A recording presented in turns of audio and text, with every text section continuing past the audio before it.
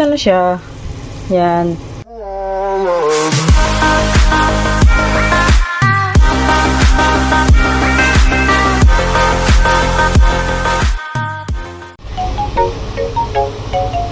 Magluluto na ako ng kakainin ni mama.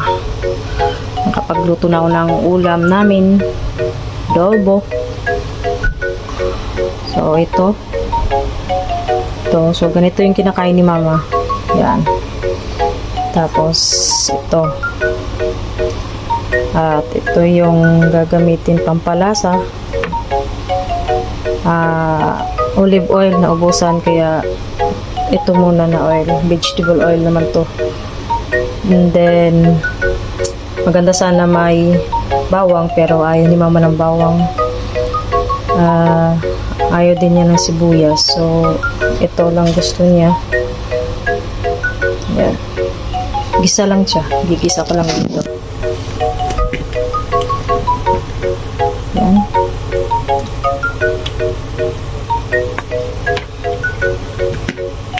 Yan. Ganun lang siya.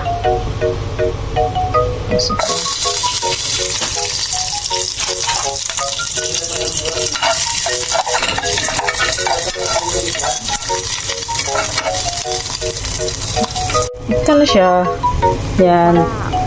Tapos, hintayin lang na mawala yung sabaw. So, lutong-luto na din talaga yung gulay.